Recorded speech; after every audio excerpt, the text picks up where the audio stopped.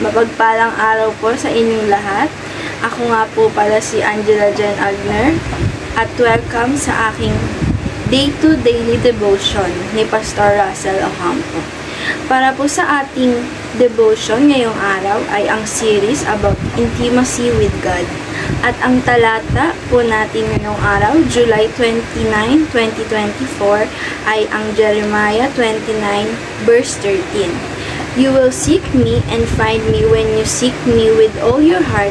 Sa Tagalog naman po, Jeremiah 29:13, hahanapin nyo at ako at matatagpuan kapag hinanap ninyo ako ng inyong buong puso. Ito po ay patungkol sa paghanap natin sa Panginoong Hesukristo at matatagpuan natin siya.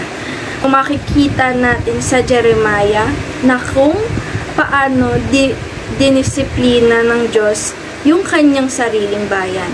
Ang pagkakaintindi ko din po na ang mga tao noon sa Jeremiah ay sinasamba ang Diyos-Diyosan, pero dinisiplina sila ng Panginoon para maintindihan nila ang makakabuti sa kanila.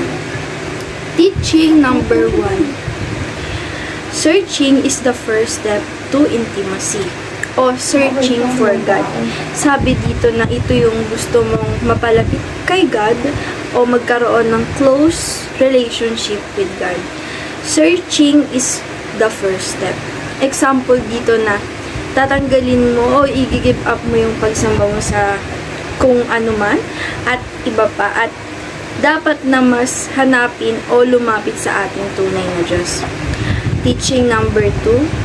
God loves to reveal Himself.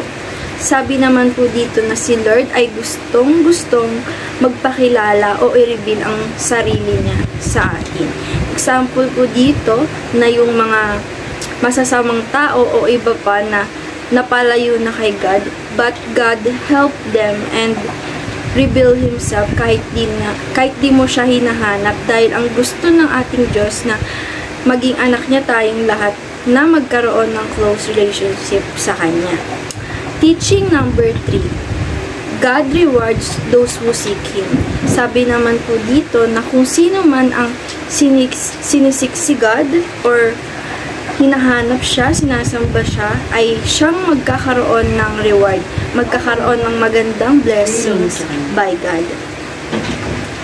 Application number 1. Search for God with all your heart. Sabi po dito, ang paghahanap sa ating Panginoon ay buong puso. Kasi si Lord ang pinaka-importante sa lahat. He's the greatest gift of all. Example po dito na pag hinahanap natin siya with our all heart is bigyan tayo na makilala siya at magkaroon ng magandang relationship sa Kanya. Application number 2. Pursue intimacy with God. Sabi dito na ang ating Panginoon ay very intimate o very personal. Example dito na habang kinikilala mo ang ating Panginoon, meron siyang fresh revelation with Himself na mas lalo nating mauunawaan kung sino talaga siya. Application number 3. Act accordingly to God's revelation. Sabi po dito na kapag may nireveal ang Diyos sa atin, you have to act accordingly. Example, God revealed Himself as Lord. Hindi ka na pwedeng mag-act na ang sarili mo din ay Lord. Kailangan mong mag-act na ikaw ay ang Kanyang anak, like father and child. Hindi pwedeng mas mataas ka sa Kanya. Discussion, why would we pursue intimacy with God? Intimacy with God brings us transformation, and we are changed by His love, grace, and truth. It is His presence that we find true fulfillment, joy, and purpose. God desires intimate fellowship with His people. Makikita natin sa Bible na we see the importance of pursuing intimacy with Him. Ayun lamang po at maraming salamat. God bless.